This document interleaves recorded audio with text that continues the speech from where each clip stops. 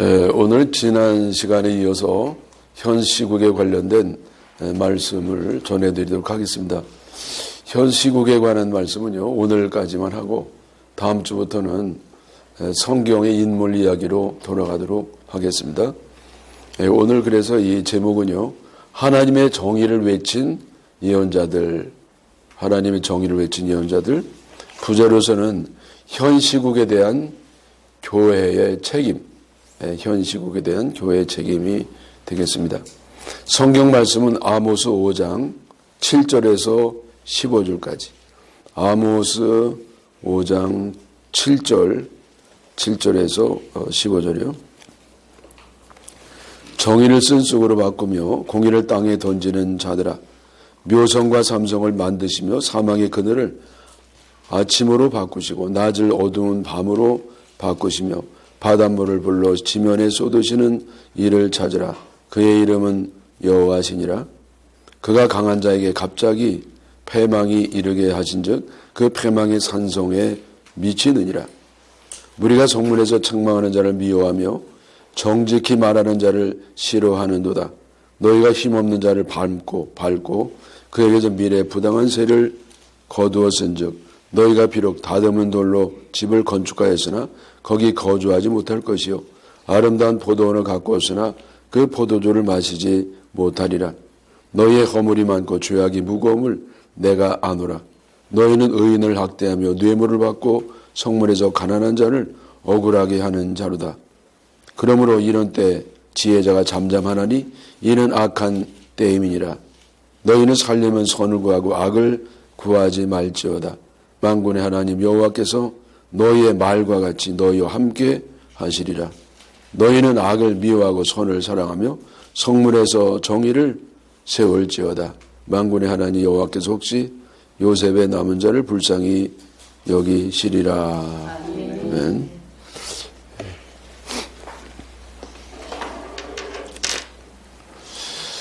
제가 현 시국에 대해서 이제 말씀을 전하니까요. 아니, 교회에서 왜 정치 얘기하냐, 이렇게 생각하는 사람이 분들이 계실 겁니다. 제가 한번 여쭤보겠어요. 이 교회에서 이렇게 정치에 대해서 이렇게 말하면 안 됩니까?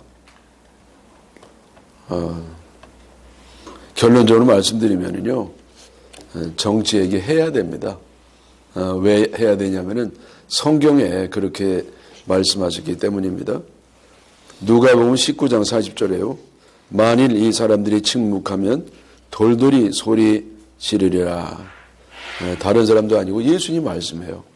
그래서 마땅히 말할 사람들이 말하지 않냐면 하나님이 돌이라도 이용해서 말씀을 하신다고 하는 그런 말씀입니다. 그러니까 이거는 말할 게 있으면 반드시 말하라는 거예요. 여러분 아시는 것처럼 구약시대에 하나님의 말씀을 전하는 자들은 예언자였습니다. 그래서 예언자들에게 하나님의 계시가 오면 그것을 예언자들은 백성들에게 또 지도자들에게 왕에게 전했던 것이었습니다. 어떤 상황이 있어도 어떤 위협이 있어도 목숨 걸고 하나님 말씀을 담대하게 전했습니다. 우리가 잘 아는 것처럼 세례 요한은요 죽임을 당했죠. 헤롯 왕에게. 헤롯 왕의 비리를 이렇게 지적하고 그에게 충고했다고 이제 죽임을 아주 비참한 죽임을 당했습니다. 그래서 이처럼 성경 말씀에 보면은요 예언자는요 정치에 지대한 관심을 가지고 하나님의 뜻에 따라 하나님의 정의의 말씀을 저들에게 전했던 것을 볼 수가 있습니다. 우리가 잘 아는 것처럼 하나님은 사랑의 하나님이고 거룩한 하나님이고 정의의 하나님이십니다. 그래서 하나님은 정의를 행하는 자에게 은혜를 베푸시고 악을 행하는 자에게는 심판을 하십니다. 여러분 하나님은 정의 하나님이지만은 사람들은 죄인입니다. 그래서 자꾸 이제 탐욕에 따라서 죄를 짓고 불의를 행하고 그렇게 하나님을 거스르는 삶을 살기 일쑤였습니다. 그때 하나님께서는 예언자들을 보내셔서 백성들에게 하나님 말씀을 전해주었고 너희들이 하나님의 정의에 따라 살 수 있도록 회개하고 돌아오도록 하라 그렇게 하셨습니다. 여러분 엘리야 가운데 대표가 누굴까요? 이사야라는 사람도 있고 여러 사람이 있습니다만은 저는 엘리야가 아닌가 싶어요. 왜냐하면 엘리야가 더 이제 선배 아니겠어요? 그 최고의 예언자는요 모세예요. 성경이 모세를 예언자라고 그랬습니다. 물론 나라를 이렇게 구한 정치 지도였는데 예언자라고 해서 그 원조는 모세고 그리고 엘리야가 이제 두 번째 예언자의 대표라고 할 수 있는데 그 엘리야도요 이렇게 이제 정치에 관여하면서 하나님의 말씀을 전하는 것으로 유명합니다. 이 당시의 왕은 누구였냐면 아합 왕이었습니다. 그래서 이스라엘 역사를 통틀어 가지고 가장 악한 왕 가운데 하나가 바로 이 아합 왕이 아니겠습니까? 그래서 아합 왕은요 이렇게 우상을 조장했어요. 우상을 조장했다는 것은 단순히 우상만 증진시켰다는 뜻이 아니고요. 이것은 그 뒷면에 어떤 것이냐면은 하나님을 섬기는 사람들, 진정한 믿음 있는 사람을 핍박하고 고문하고 죽인다는 겁니다. 그래서 아주 하나님의 원수된 사람인데, 아주 이 왕이 못된 왕이라는 것은요, 한 가지 예로, 들 수가 있겠는데, 그게 이제 나봇 사건입니다. 나봇이요, 아주 좋은 포도원을 갖고 있었어요. 위치도 너무 좋았습니다. 왜냐하면 왕궁 옆에 있었으니까. 그게 너무 좋은 건 안 좋아요, 되게. 왕궁 옆에 있을 정도로 그렇게 위치가, 아니, 포도원이 저 멀리 있으면 되지, 왜 거기 있어가지고, 아합 왕이 드나들면서 탐이 나가지고 그걸 뺏지 않겠습니까? 나봇이 무슨 잘못이 있어요? 아무 잘못이 없는 이 나봇에게 억울한 두 명을 뒤집어 씌워가지고, 그거를 이제 또 어용 재판관들이 있잖아요. 여러분 요즘 재판관들이 얼마나 문제가 많아요. 그래서 이 어용 재판관을 통해서 누명을 씌워가지고 죽여버리고 이제 왕비와 함께 이제 모의를 해서 포도원을 뺏었습니다. 여러분 왕이 이렇게 했는데 누가 말하겠어요? 아무도 말 못했습니다. 근데 이때 와서 말한 사람이 있어요. 여러분 눈치채 있지만은 엘리야였습니다. 엘리야가 와가지고요. 그것도 엘리야가 자의적으로 말한 게 자기 말 아니에요. 하나님이 주신 말을 그대로 가지고 전합니다. 여러분 무슨 얘기는 다 아시잖아요. 왕은 죽을 겁니다. 살해당할 겁니다. 그리고 그 시신을 개들이 와가지고 그 피를 핥아 먹을 겁니다. 그리고 이 왕후 된 이세벨도 죽을 겁니다. 억울하게 나봇을 죽였으니까 하나님 정의를 어겼기 때문에 이 이세벨도 죽을 건데 이세벨은 개들이 그 살을 뜯어 먹을 겁니다. 그렇게 예언을 했습니다. 그리고 이 왕족은 완전히 멸종이 될 거라고 그렇게 예언을 했습니다. 여러분 이런 말을 하고 살아남을 기대를 할 수가 있겠습니까? 왕에게. 그런데 엘리야는요 그 죽음을 무릅쓰고 하나님의 정의에 따라 하나님 말씀을 전했습니다. 다윗이 충성스러운 우리야 군인을 죽이고 그 아내를 또 자기 아내로 삼았지 않습니까? 그때 하나님이 또 이제 나단을 보낸 겁니다. 이때도 누가 얘기를 해요? 근데 하나님이 나단을 보냈습니다. 그 나단이 가가지고요 왕을 아주 책망합니다. 신랄하게 그래 비난하고 비판하고 지적을 했습니다. 여러분 왕이요 만약에 이제 자기의 잘못한 것을 지적받으면 왕 중에 10명 가운데 11명이 그 지적한 사람을 죽일 겁니다. 근데 나단은요 죽음을 무릅쓰고 하나님 말씀을 하나님의 정의를 탁 전했습니다. 다행히 다윗은요 하나님의 사람이기 때문에 나단 죽이는 대신 자기를 죽였죠. 영적으로 하나님께 회개하고 그리고 하나님이 그를 다시 사용하시게 됩니다. 이렇게 용기를 가지고 하나님의 정의를 외쳤던 예언자는 엘리야와 나단뿐만 아니었습니다. 예언자들이 다 그랬어요. 이사야는 왕궁 예언자였어요. 이사야는.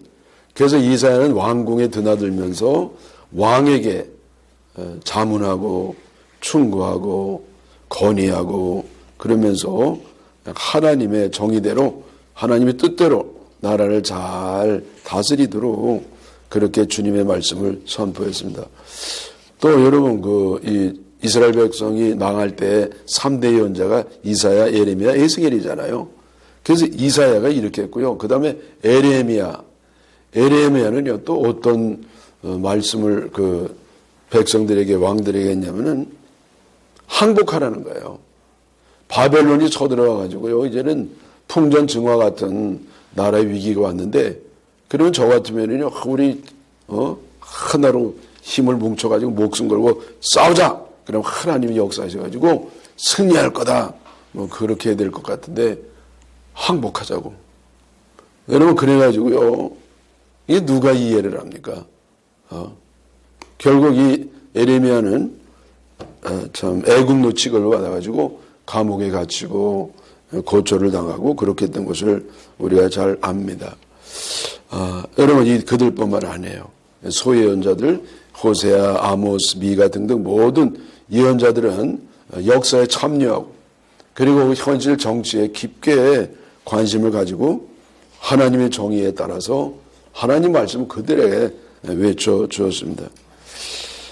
그래서 여러분 교회에서 이 현 어떤 나라에 대해서 정치에 대해서 말을 안 하는 것은 이것은요 하나님 뜻에 어긋나요.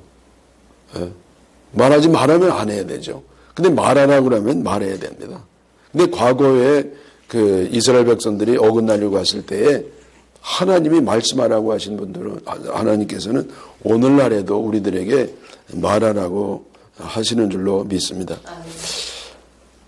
그래서 이렇게 우리가 세상 사람들에게 또 정치가들에게 하나님의 뜻을 전해주는 것 그런 것은 교회의 사명입니다. 물론 교회가 정치에 직접 개입하는 것은 이렇게 삼가는 게 좋습니다. 왜냐하면 역사적으로 보면은요 교회가 세상 같은 권력을 가지고 있을 때는 필연적으로 타락을 했습니다. 그래서 우리가 정치에 직접적으로 개입하는 것보다는 이렇게 좀 거리감을 가지고 하나님 말씀을 분명하게 전해주는 그것이 지혜롭다고 봅니다. 여러분 리차드 리보라고 하는 세계적인 신학자가 있는데 그는 교회가 세상에서 존재하는 방식이 세 가지 방식이 있다고 그랬어요. 첫째는 뭐냐면은 교회가 세상과 완전히 동떨어지는 관계가 되는 거. 그래서 옛날에 보면 산속에 이제 수도사들이 돼서 수도원으로 이제 들어가서 세상과 완전히 결별하는 그런 존재 방식이 있고요. 또 하나는 이제 세상과 하나 되는 방식. 그게 중세의 캐톨릭과 같은 것이죠. 그게 중세의 캐톨릭은요, 완전히 세상에 들어가서 세상 권력을 가지면서 세상보다도 더 악해졌어요. 그래서 이 루터가 종교개혁을 했던 것이죠. 그리고 세 번째는 교회가 세상을 개혁하는 존재 방식이 있다. 그래서 이건 마치 뭐가 같으냐면요, 배가 물 위에 있는 것과 같아요.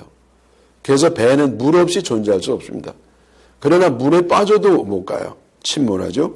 그래서 교회는 이렇게 세상에 침몰되지도 아니하고 세상 위에서 초월해서 그리고 세상을 떠나서도 살 수 없으니까 세상 속에 있으면서 세상에 침몰되지 아니하고 오히려 세상에 영향을 끼치는 좋은 영향을 끼치는 그런 존재로서 존재하라. 그런 것이 이상적인 교회라 그렇게 말하고 있습니다. 그래서 여러분 우리 교회는요 세상을 자꾸 떠나는 것보다는 세상으로 가야 돼요. 근데 우리는 세상을 들어가기 싫죠. 왜? 볼수록 아주 추하고 더럽고 마음에 안 드니까요. 그러나 우리는 그 세상에 십자가 지는 정신으로 가야 됩니다. 가서 저는 하나님 말씀으로 저들을 정화시키고 세상을 변화시키는 그런 사명을 감당해야 될 줄 믿습니다. 우리가 성경적 용어로 하면은 빛과 소금의 사명을 감당하는 것입니다. 빛과 소금의 사명을 감당한다. 그러기 위해서 이 교회는요, 성령의 능력으로 강력해져야 됩니다. 그리고 악한 세력과의 싸움에서 승리해야 되고 담대하게 하나님의 법, 하나님의 정의에 따라서 하나님의 말씀을 전파해야 될 줄 믿습니다. 여러분, 그러나 이 현실이 어떻습니까? 안타깝게도 오늘날 교회들은 세상을 변화시키는 능력을 상실한 것 같습니다. 오히려 세상을 따라가고 세상의 방식으로 교회를 운영하고 세상의 가치관을 부러워하면서 교회가 세상과 별 차이가 없음을 보게 됩니다. 여러분, 우리나라 기독교는요, 전 세계적으로 유래를 찾아보기 어려울 정도로 이렇게 급성장하고 이제 한 1,000만 명 이상 그렇게 교인이 되지 않았겠습니까? 요즘은 뭐 얼마나 이 숫자가 많이 떨어졌어요. 그렇지만 여전히 많이 남아 있습니다. 우리나라 이 도처도처에 기독교 없는 데가 없어요. 십자가가 없는 데가 없습니다. 어디든 다 들어가 있어요. 국회에도 교인들이 있죠. 여당에도 있고 야당에도 있죠. 행정부에도 있고 사법부에도 있고 헌재도 있고 공수처에도 있고 판사들, 검사들 가운데도 교인들이 많습니다. 아주 못된 평판을 갖고 있는 그런 정치인 가운데도 많고 훌륭한 사람 가운데도 많아요. 제가 아주 그 못된 사람, 이렇게 그 사람 장로라 그러면 깜짝 놀랄 사람 굉장히 많습니다. 그래서 우리 사회 도처도처에 뭐 기독교 인구가 너무 적으냐, 저는 그렇게 생각하지 않아요. 많이 있습니다. 여러분, 우리 기독교가 이 세계에 영향을 끼치기 시작한 것은 인구의 9%가 됐을 때라는 거예요. 우리는 한 15% 돼서도 영향을 못 끼치는 거거든요. 그거는 교회에 문제가 있다는 것이죠. 왜 그러면 이 교회, 이 세상이 더 환해져야 되는데, 더 이렇게 바른 길로 가야 되는데 왜 정치가 이렇게 저질이 됐습니까? 사법 정의는 왜 이리 보기가 힘드는 것입니까? 몇 가지 이유가 있습니다. 첫째, 돈에 매수되어서요. 돈에 매수. 두 번째는 진영 논리에 갇혀 있어요. 세 번째는 교육 문제입니다. 정교조들이요, 뭐 인성교육 한다더니 그건 알고 정치에 참여해가지고 우리 아이들이요, 한 2, 3년 동안 완전히 좌편향 일색으로 된 교과서로 배운 그것이 오늘날까지 영향을 끼치고 있습니다. 그러나 여러분, 그것보다 더 심각한 원인이 있습니다. 그게 뭡니까? 우리 교회에 있어요. 우리 교회가 세상을 향한 빛과 소금의 사명을 감당하지 못해서입니다. 여러분, 교회는요, 나라의 최후의 보루입니다. 마지막 방어선이 교회예요. 그래서 나라가 아무리 썩었다 하더라도 교회가 진정한 교회로 서 있으면 나라의 희망이 있습니다. 그러나 교회의 이 마지막 선이 무너지면 나라도 무너지게 되는 겁니다. 여러분, 우리는 세상을 썩었다고 그러죠. 정치가 부패했다고 합니다. 근데 여러분, 알고 보면요, 세상은 원래 썩은 거예요. 정치도 원래 권모술수와 비리가 많은 겁니다. 왜냐하면 여러분, 하나님을 거부한 나라가 제대로 되겠습니까? 하나님을 자기 정신적인 주님으로 모시지 않는 정치가가 올바른 정치를 할 수가 있겠습니까? 그래서 세상이 썩고 병들고 더럽고 추한 것은 당연한 겁니다. 문제는 뭐냐? 우리가 빛과 소금의 역할을 감당해야 되는데 세상에 빛을 비추지 못하고 소금으로서의 맛을 내지 못하니까 세상이 저렇게 더럽고 정치가 저렇게 타락하게 된 겁니다. 여러분, 이 샘물이 아무리 더럽게 오염이 돼도 아래에서 계속 샘물이 솟아나면 그 샘물은요, 살아있는 물이 돼요. 그리고 그 물을 떠다가 먹습니다.